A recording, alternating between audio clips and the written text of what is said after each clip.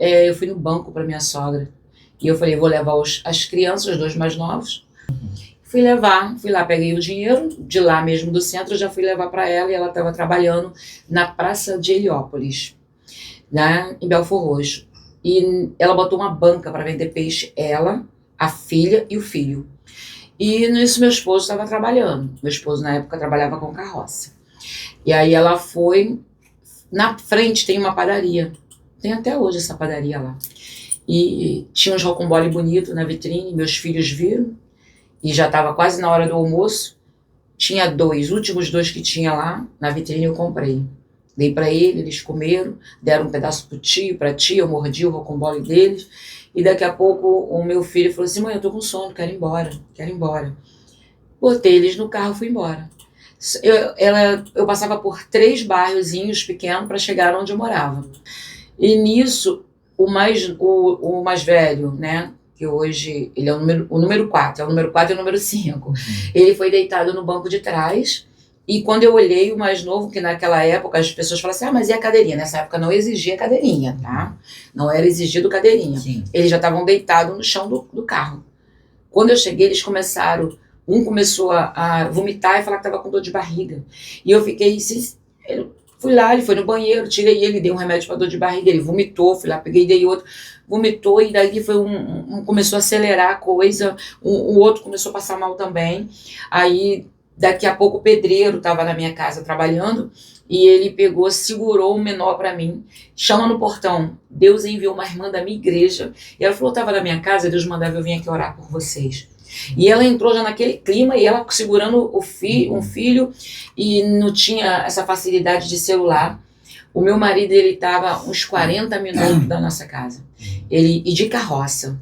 E ele falou que ele sentiu muito forte o coração dele impulsionar ele para vir embora, e era para chegar à noite. Nisso, ele falou que nunca chegou tão rápido em casa. Quando ele chegou, o meu filho caçula, que era menorzinho, ele estava roxo já no colo do pedreiro. E ele, Sandra, pelo amor de Deus, entra no carro. Ele saiu bom, desesperado. Aí levou para o hospital municipal de Belfor Roxo, que era próximo. E os meninos chegaram lá já evacuando, vomitando. E o mais novo já estava evacuando sangue. E a família, aí logo depois chega minha cunhada, meu cunhado passando mal, aí a minha família dele, né, no caso, mora tudo perto, já foi chegando pro hospital.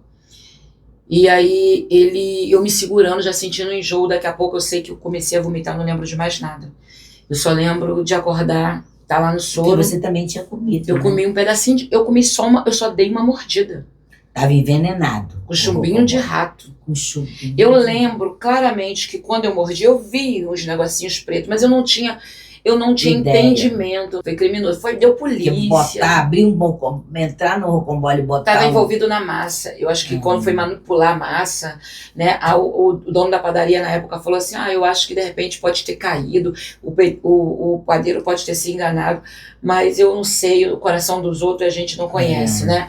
E assim, um ponto do médico falar, se você não socorre ele, demora mais 5 minutos em casa, falou pro meu esposo, você teria perdido esse mais novo no caminho. E aí ele foi tão grave que eles foram transferidos para a ala de um hospital Nova Iguaçu particular. Nem plano de saúde nós tínhamos, nem condições de pagar o particular. Mas Deus providenciou e o hospital ali fez isso, a mão de Deus estava ali, eles ficaram na ala do particular. A minha cunhada, né, ficou com ele a noite toda.